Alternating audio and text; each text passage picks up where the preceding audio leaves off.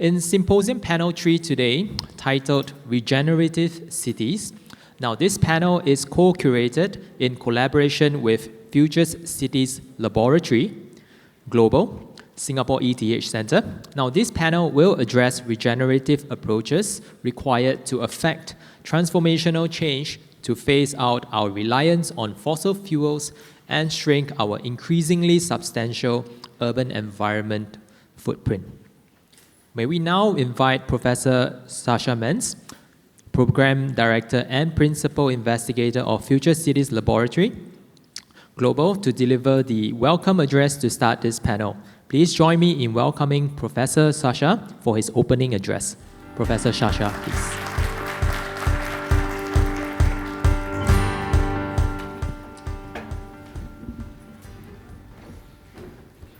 Good afternoon. And I'm very proud to be here to quickly open these sessions together with my colleagues this afternoon. And of course, I will start. Thank you. This is something we usually need, our command. So, welcome to Regenerative Cities, and welcome also to the Future Cities Lab Global. I would like quickly to introduce who we are and what we do. So the Future Cities Lab Global is an international knowledge hub. So we work between and over the boundaries, and we conduct transdisciplinary and comparative research on complex urban challenges. So we know that the challenges at the moment and even in the near future will be more and more complex. The Future Cities Lab aims to make interdependencies between cities and their hinterlands more sustainable, because we believe that cities are not just urban centers, but cities are a much wider system. We experience this here. In Singapore, we have a political boundary, but Singapore spreads out further away. And the same for Switzerland, because we have these two hubs, one here and one in Zurich. We are unique as FCL Global in our capacity to harness advanced design, digital technology, and multiple disciplines to address the urban and rural aspects of urbanization. This is done from the situated geographies of temperate Europe and, of course, tropical Asia. I'm the temperate guy. Thomas is the tropical guy who will be quickly after me. You can see our vision, our mission, and our structure with these two symmetrical hubs, because we can learn from each other. If we compare Singapore and Switzerland from its size, Switzerland is very small from the, let's say, surface area. Singapore, even less. But as you can see, with 5.5 million inhabitants, Switzerland with 8.5 million inhabitants, we're pretty close. But what you can see, there is a huge difference between the density between these two countries. But we have something in common. We are wealthy countries, and of course we are in the middle of an expanding area. Europe expanding, and Southeast Asia, we know, even, you cannot say expand, even exploding from the capacity of people. Our base, how do we work? We work with our principles: science, design, engineering, and governance. What does that mean? This means that, of course, science is one of the basic principles of our research, is maybe the core property we have. Here we integrate, science integrates, it's an integrator, and brings also, I would say, a systematic and evidence-based approach to decision-making at the end. At the end, we want to create development in urban design. For this, we need science, but we need design, and we don't say design is just designing nice shapes. No, design can be a method, and this is, I would say, new because the original scientific thinking didn't allow to have a partner like design thinking methods. Because this research can play a major role in informing decisions, fostering creativity, and ensuring design needs of our users. So we think with this we can really create user-centered, innovative solutions. And of course, we have engineering. Engineering is important because, as you can read here, we address complex challenges and we invent also here new methods. And of course, governance as one of the major topics, our fourth pillar of our strong table, is essential for fostering transparency, accountability, economics, and effective decision-making in both public and private sectors. Everything comes together with a loop, and this is how our research works within the teams, either in Zurich, either in Singapore. Our platform, very important, is our engagement platform. It's an integrating tool which brings together all aspects of our research, brings together our efforts, and is also our communication tool, because the distances are quite big between Switzerland and Singapore. Therefore, we need a platform which is our communicating tool, and this is our engagement platform. Here, all our knowledge is stored and also disseminated to the public. It's an open source platform, also an open source tool, and I would like to invite you to just hop on this fast-moving train, and here you can really see what we deliver, what we do day by day. And with this, I want to come to an end and show you a quick result which has been coming up in the last month. FCL Global Views represents the first pilot project of federated tools of the FCL Global Research Program.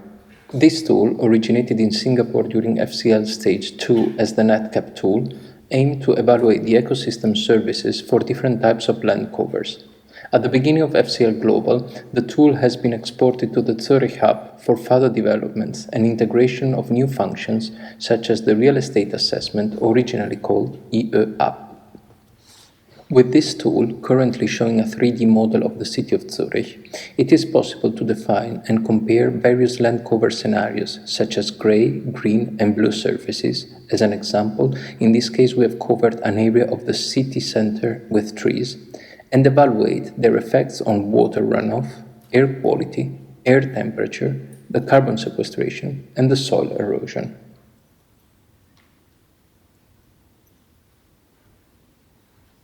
Furthermore, a monetary evaluation of the ecosystem services is carried out in terms of willingness to pay or social cost of carbon. This monetary evaluation represents an important connection to the second function of the tool, the real estate assessment. For each plot of land in the city of Zurich, and considering a series of planning, architecture, and financial factors, such as the local space utilization requirements, the type of residential building, the amount of stories, the amount of rented or sold apartments, the cost of land, and the financial conditions, it allows to calculate the value and income of the project and the rate of return. Soon, this will be connected to the monetary value of the ecosystem services affected by the same project. FCL Global Views represents the first step towards a full integration of all tools developed by Future Cities Lab.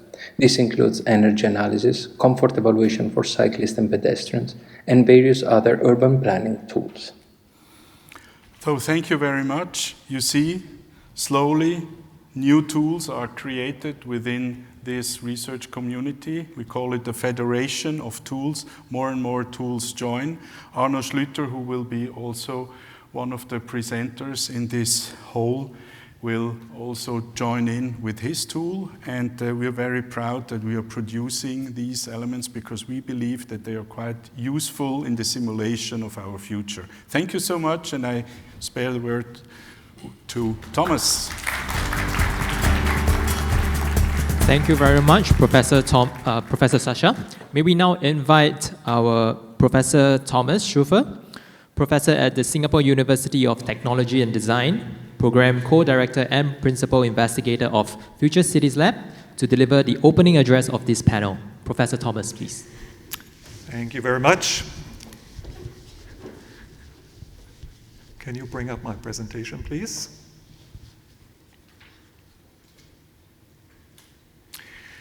Good afternoon, ladies and gentlemen. Thank you for joining our session on regenerative cities that we organized in collaboration with the Center for Livable Cities.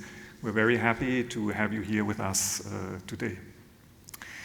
Cities now accommodate more than half of the world's population. Clearly, they have been instrumental in enhancing societal well-being, but this progress, as we all know, has come at a significant cost to our natural resources and biodiversity. The graph on the left of the slide that you see here shows our average urban population growth since 1990. The one on the right, the world divergence of ecological footprint and biocapacity since 1960. Taken together, these trends suggest a growing ecological deficit. The primary contributors to this are rising CO2 emissions generated by urbanization. The consequences of rapid urbanization, rising consumption rates, population growth, pollution, and the looming climate crisis are becoming increasingly evident. Urgent action is therefore imperative if we are to secure a sustainable future in line with the Paris Agreement and the United Nations Sustainable Development Goals.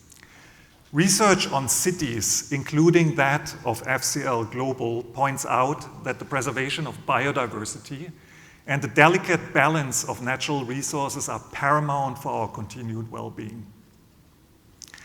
This equilibrium plays a critical role in stabilizing food production, which in turn influences economic and societal development.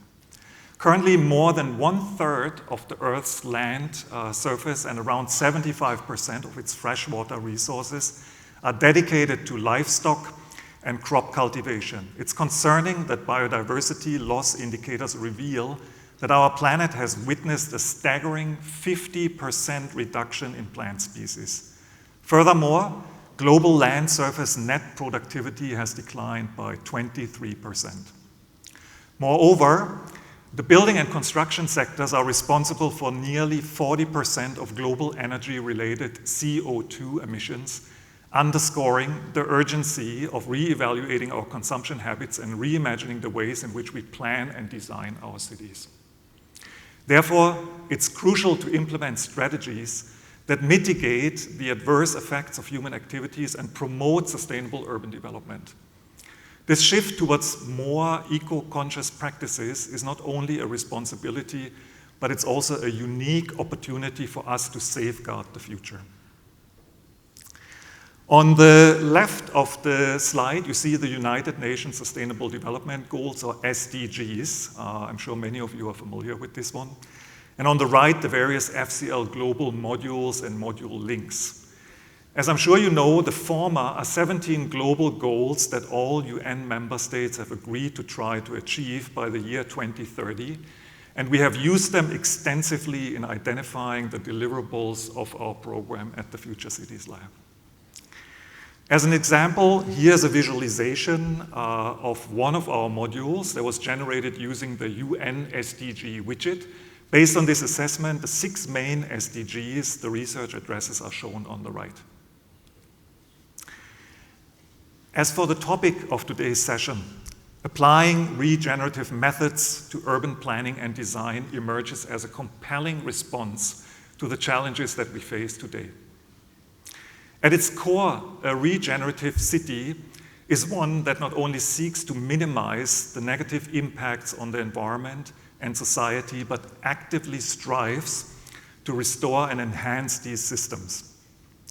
This paradigm shift goes beyond traditional notions of sustainability, which often focus on mitigating harm or maintaining the status quo. And I think this illustrates this quite well, the graph behind me. Instead, regenerative cities are designed to function as dynamic, living entities that contribute positively to the well-being of their residents and the ecosystems that they are part of. Crucially, regenerative urban planning and design propels us beyond the human-centric perspective, inviting us to adopt a more holistic, systemic view of the city. It reestablishes the connection between humans and the natural environment and acknowledges the positive impact that planning and design can have on non-human species as well. This paradigm shift reframes the relationship between humanity and nature, emphasizing partnership over management. Such an approach entails far more than just striving for zero emissions or circular cities. It embodies a commitment to actively enhance the health of ecosystems, effectively reversing the damage caused by human activities and allowing nature to recover naturally. In this process, regenerative planning and design not only mitigate harm, but actively contribute to ecological well-being. By fostering higher levels of biodiversity and nurturing a symbiotic relationship between natural and human-made systems, it transforms our cities into catalysts for positive environmental change. As we explore the concept of regenerative planning and design further in this session, let us remember that it offers a compelling vision of the harmonious coexistence between urban environments and ecosystems that we inhabit. It presents an opportunity for us to transition from being mere stewards of our planet to active participants in its rejuvenation. So in the upcoming presentations, we will explore various aspects of regenerative cities as they are currently explored at the Singapore ETH Center Future Cities Lab Global. But before I hand over the stage to my esteemed colleagues, I would like to mention our upcoming FCL Global Conference titled Future Cities Through Science by Design in Place Over Time, that will take place at ETH Zurich on 12th and 13th of October, so that's already next week. The two-day event will feature prominent keynote speakers and panel discussions and provide an opportunity to interact directly with our researchers. An accompanying public exhibition will showcase the results of our ongoing activities as well. If you are interested but cannot join us in person, you will also be able to do so online by following the link that is shown on the poster on the slide behind me. So again, thank you for joining us here today, and thank you for participating in today's explorations.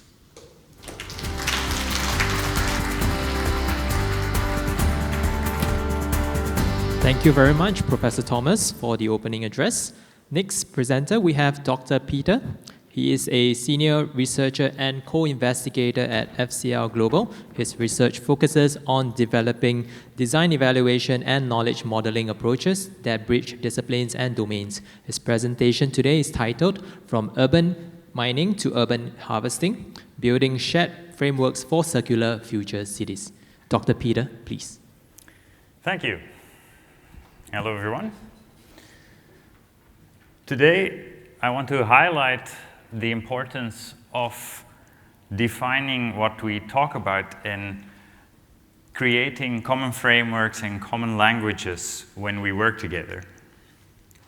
In that sense, that's even something we can do as part of the research, and I've been doing that for about 15 years now already.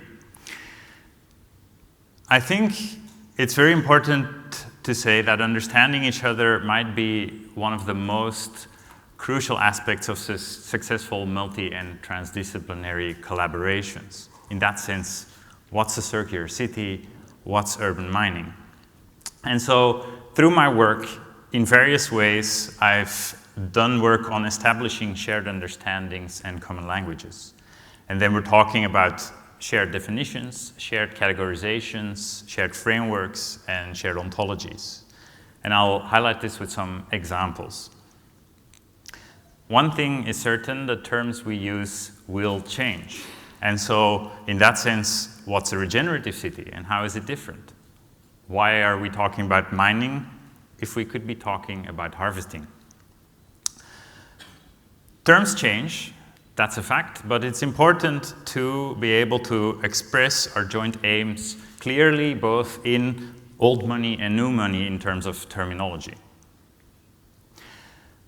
I started work like this when I was still doing my PhD in Brussels, and we developed a common language for design for change for the Public Waste Agency of Flanders, that's like the NEA.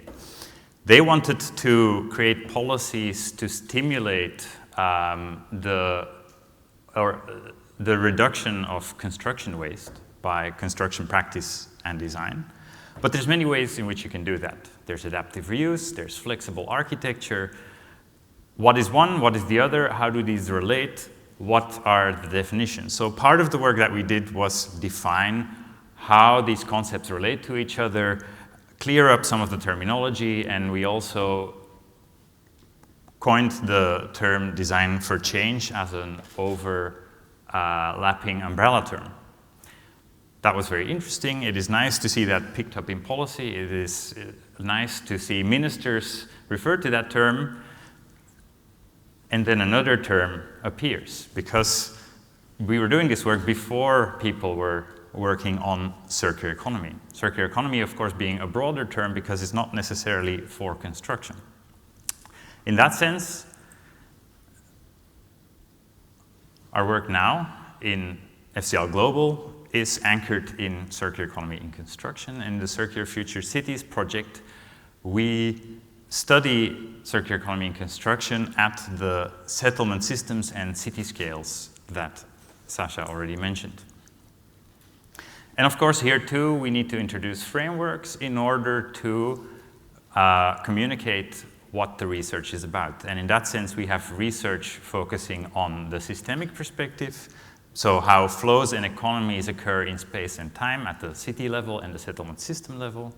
We have research on the input-output interface, how resources end up in buildings, how resources flow out of buildings. And thirdly, we have an information management perspective, because we need to know how information flows, because that information is the lifeblood of any circular economy.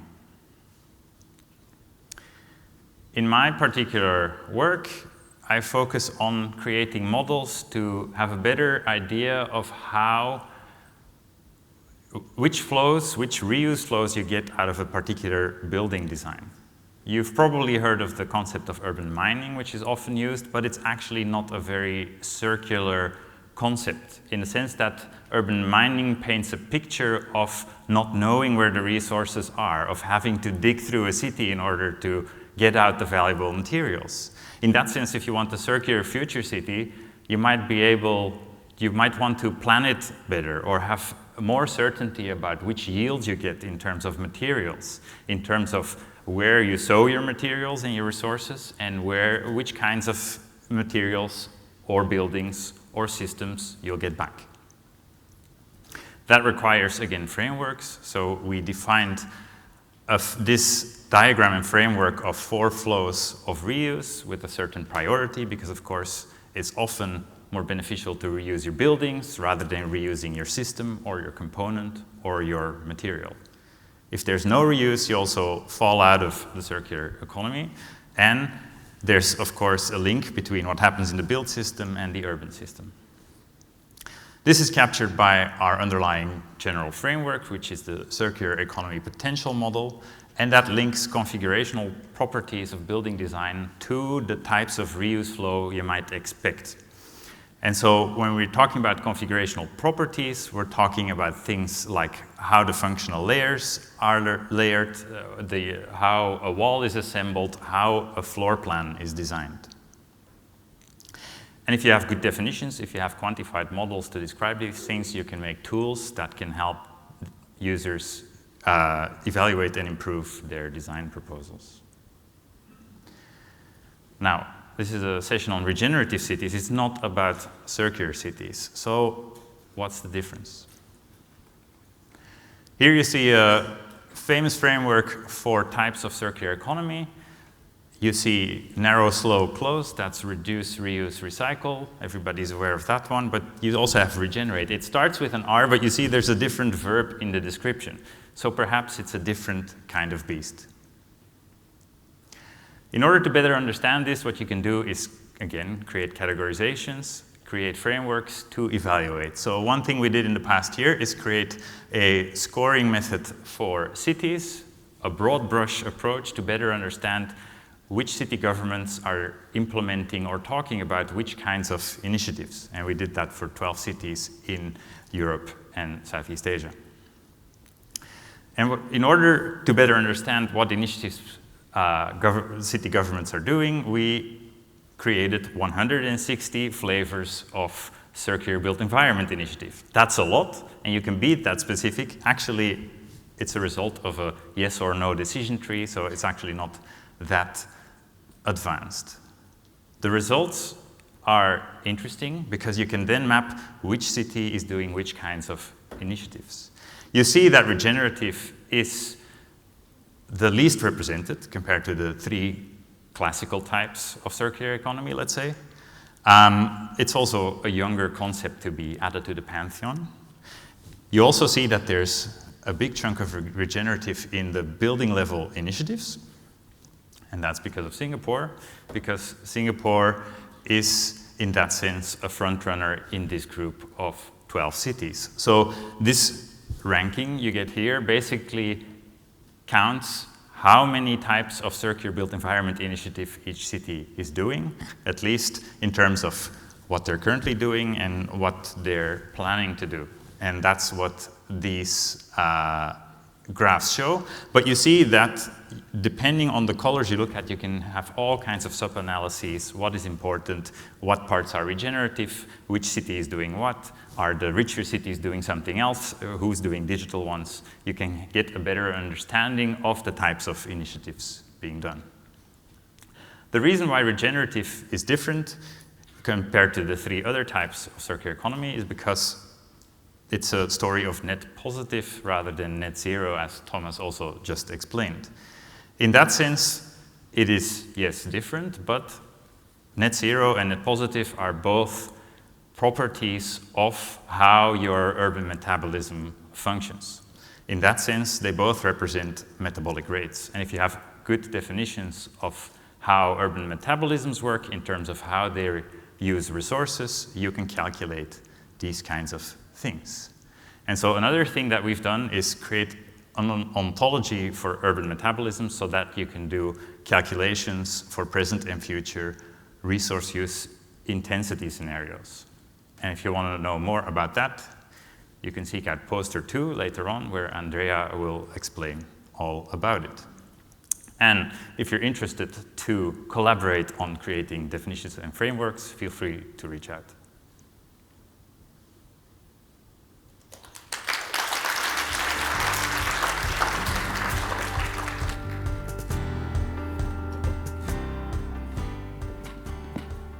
Thank you very much, Dr. Peter, for your presentation.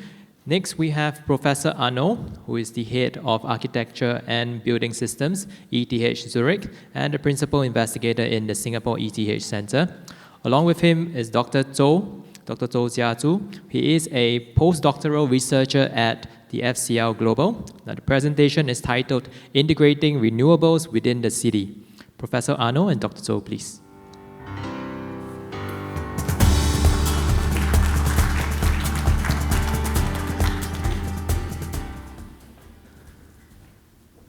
Thank you very much. As you can see, this is not me. I'm filling in for Francis Lee, our co-PI from NTU, who is unfortunately not with us today. And it's also his slide deck, so this will be a very interesting experiment of us two presenting this slide deck. But you see, it takes 2 people to represent Francis, so I hope you bear with us today. We are somewhat familiar with the project. I'm also a principal investigator of the Powering the City project at the FCL Global, and the title of the topic is Paramount to our research topic, Urban Energy Demand Supply with Building Integrated Photovoltaics. So what's the background? We know of ambitious policy goals globally. We come from Zurich, but we work in Singapore. And of course, we're also aware of the Singapore Green Plan that has a wide variety of ambitious goals to be achieved. Planting 1 million trees, for example, reducing waste to landfill, carbon neutral schools, more efficient vehicles. But we're interested in one of those aspects specifically, and that is the quadrupling of solar PV, solar energy deployment by 2025. And you see down here where we are right now with 660 megawatts and where this is supposed to go in different scenarios, so a massive uptake of photovoltaics. And the question, of course, why should we do that? Why building integrated photovoltaics? Couldn't we do something else? First of all, let me quickly explain what the difference is between building integrated photovoltaics and building attached photovoltaics. We're not talking about rooftop PV, we're actually talking about photovoltaic modules integrated in the building envelope, for example, in facades, in different areas and different regions of a building, so not just put on top, but actually being part of a building. So why should we even do that? As you know, the renewable potentials in Singapore of other sources are rather low wind speeds, for example, no tidal power, unfortunately no hydroelectric power, geothermal resources, all this is scarce and not really available, which makes solar energy the only high potential renewable energy source in Singapore, and that has been widely reflected. This is why we see a lot of solar installations.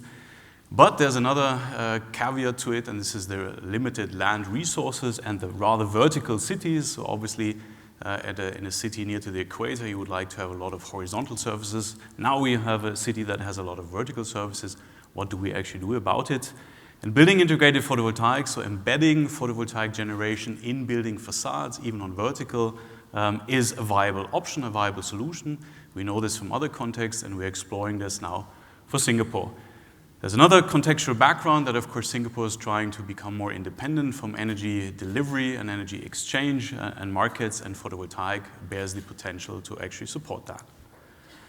So what are we trying to do? We're trying to develop a holistic, multi-scale and interdisciplinary approach for assessing large-scale deployment of BIPV under different climatic, socio-economic, and urban conditions. We have 2 case studies, Zurich and Singapore. And here you already see that something is different if you try to do this on facades than if you try to do it on rooftops. In cities, of course, we have much more constraints, much more geometric, contextual factors that decide if a photovoltaic installation makes sense or not. In our project, we have split this across 4 work packages. One is about the energy. This is what I'm representing, so the question of solar generation. Second is about mobility, the question how we harness solar electricity to, for example, fuel electric vehicles. This is Francis Lee and Markus Schlepfer from Columbia University. Then life cycle, Alexander Holbeck from Chalmers University. And socioeconomics with Yuming Fu and Tianfu Singh from National University. This is what we need, what we think are the different components to assess if BIPV is a viable solution or not.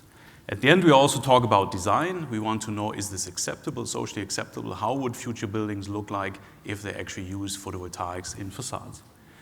I give an example of our area, a high-resolution PV simulation. I already hinted at that in the city. Well, there's a lot of things happening. Conventional simulation has been built for looking at planar large field arrays or rooftops, and this doesn't account for all the different aspects a building might have, protrusions, for example, balconies, neighboring buildings, vegetation. So we need to think what are more reliable models to calculate solar yield, and this is at the center, one of the PhD theses we're working on, of finding the right resolution to optimally predict solar yield in urban environments. That has a very practical application. If you're not matching, for example, your cells, you actually have much less power output, but you also have potential dangers of failures of photovoltaic cells. So having a precise idea how much you actually can estimate, and then if you look at vegetation, for example, Singapore is also a green city, and there's a green city vegetation mandate. How do you actually lay out photovoltaic modules if you have vegetation that provide partial shading? How do you optimize this actually? And this is part of the research work to find an optimal distribution of photovoltaics and essentially answer the question, is it more beneficial to have less yield by photovoltaic or to actually reduce the vegetation? Ideally, there's a combination of it, and these type of models help to find the sweet spot. You can continue this further. This is an example of another work where we optimize the connections of those solar modules. Why is this important? If you have solar modules that are inefficiently stringed or connected, you actually, one module is sucking the electricity of the other module, and you actually end up with much less power produced. What we do here is run optimization algorithms to optimally connect these different modules in complex shading situations, again to increase the solar yield. Then last but not least, does it make sense ecologically is a function of the irradiation that is received. You see to the top, this is the global warming potential payback time of different modules in the city, and you can see some of those modules have a very good payback.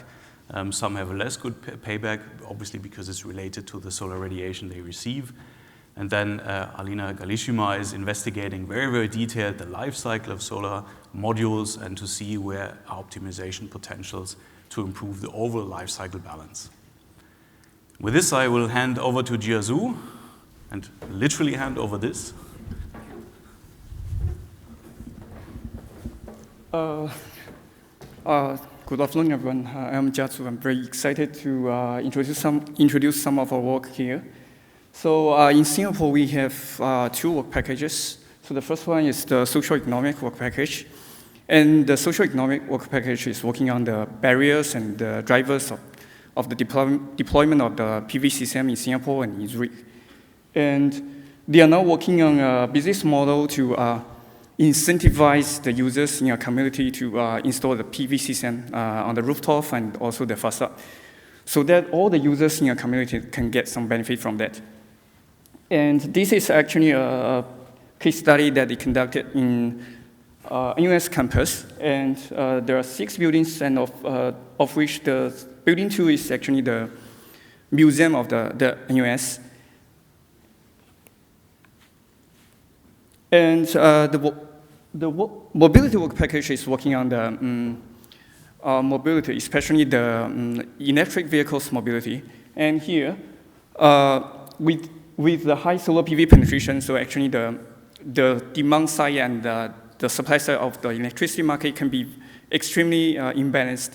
So and the load curve can be dark. So this is so-called dark curve. And the idea to address this problem is to use the electric vehicles as kind of distributed and moving batteries to store the energy generated by the PV panels at daytime and then release the energy at night.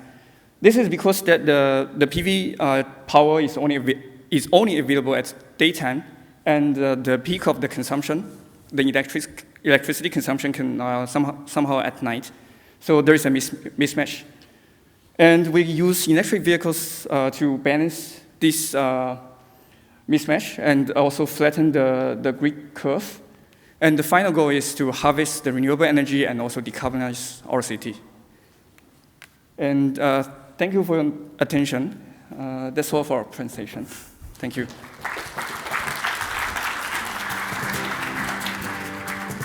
Thank you very much, Professor Arno and Dr. To.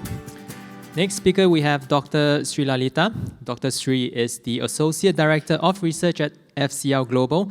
Her research focuses on the performance of integrated landscape design in high-density urban environments for resilient and sustainable urban design solutions. Her presentation is titled Dense and Green Cities for a Nature-Positive Future.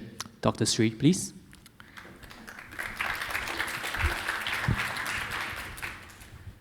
Thank you. I think some of the topics have already been introduced in our opening address as well as welcome address, and also the presentations done by my colleagues before me. So this particular infographic is something which I feel all of us are very, very familiar. So this is the Singapore Green Plan 2030.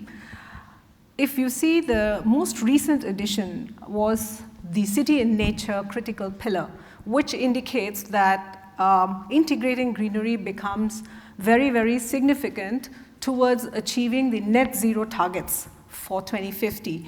Now, what does that mean for us. That means that we are looking at intensifying nature within the city. We are looking at restoring nature into the urban environments. We are also looking at enhancing biodiversity, even in terms of improving the connectivity, strengthening the connectivity between the different green spaces and urban systems. So what it finally translates is that we are looking at a very shared ecosystems within our cities. So we are looking at a shift from being a very people-centric designs to being life-centric. So we also are very familiar with the context of Singapore and cities like Singapore, because one of the biggest constraints is increasing density. We also have land scarcity, and we are also there is a need to push for restoring biodiversity within the urban environments. So what happens is in all this, the idea of livability becomes very critical. So when you have high density living and you are going vertical, what adds the livability is really the layer of greenery, which Singapore has successfully shown. So when we look at the next shift of going towards a city in nature, what we need is that the green spaces should not just function as socio-recreational infrastructure, but they also need to become ecological reserves. And we need to also embrace this nature-based urban ecosystems approach for the future planning. So today we are really talking of the shift from sustainability to regenerative, right? So I think Professor Thomas has already explained a lot about how integrating greenery, how moving towards an ecosystem approach can make this shift possible. So what we really need is to look at urban developments which are driven by solutions which not just inhibit the degradation of resources, but they also should be able to restore and establish better relationship between the human system or built systems and the natural systems. So we need to also basically align ourselves towards how city and nature works together. So I've listed a few things which we can do. So one is to basically look at how do we educate ourselves better to understand the systems and process connect. How do we aspire more to design net positive rather than just limit ourselves to design net zero? Dig a bit deeper into sustainability to understand the holistic process of built and the natural environment. Something which is very close to us, which is to embrace performance-based designs. So that means we should be able to quantify and monitor our design solutions, which is very critical towards moving to regenerative. And then finally, we do need to think long-term, that we have to move from just looking at placemaking to how do we encourage people to place keep? How do we encourage people to participate in the long term? So at the ETH, Singapore ETH Center Future Cities Laboratory, we started the journey to systematically analyze and quantify the performance of dense and green building typologies. And we concluded that actually these typologies are very effective in performing as an ecosystem itself, especially when they are combined well with the urban context. So that led us to move and try and scale it up to what happens when we extend the same methodology to a set of buildings or to a set of districts. So how do these various systems come together and then perform as urban ecosystems? So currently, at the Dense and Green Cities Research at FCL Global, we look at a typical prototype of a sustainable integrated district, which becomes a model for high-density, high-livability future cities. So these SIDs, in short, are, in a way, test beds for us to understand the potential of urban innovation and systems solutions, which can be deployed and also integrated at the district scale. So the research is actually, it's a combination of quantitative and qualitative methodologies, and we also evaluate the performance across many aspects, which is architecture and urban design, social performance, environmental performance, economic, and governance performance. The research is spread across 2 hubs, as Sasha mentioned. We have a team in Singapore and we have a team in Zurich. And our case studies are also spread across not just in Singapore and Zurich, but we also have international case studies in London, Amsterdam, Toronto, and Buenos Aires. So in Singapore, we are working at 3 case studies, which is One North, Jurong Lake District, and Punggol Digital District. The following slides will give you a very quick glimpse of all the different aspects which we are touching upon. Again, this is a work still in progress, and we look forward to sharing with you the insights in the near future once we are towards completion.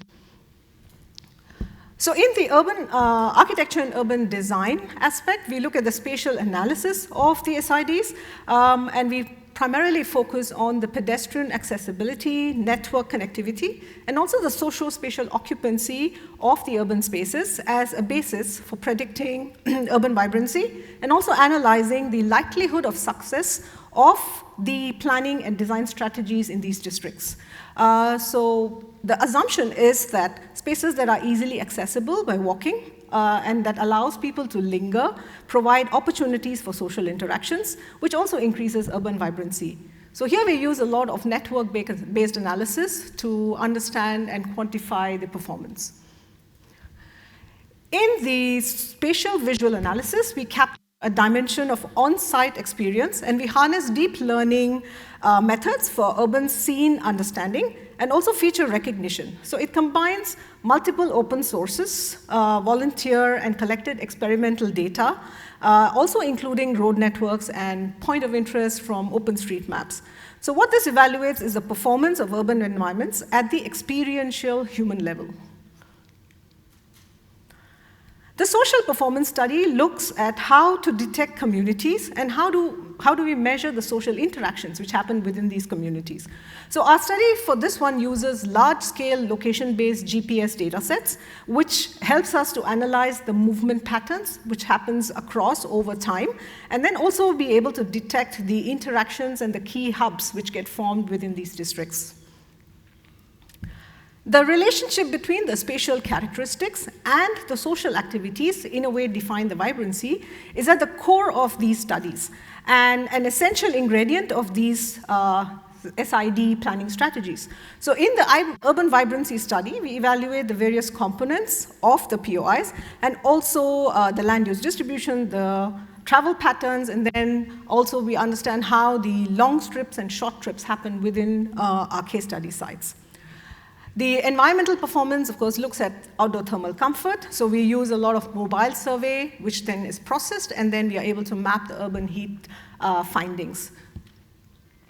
In the ecological performance, we look at the Singapore Index of Biodiversity as a basis to quantify the urban biodiversity score.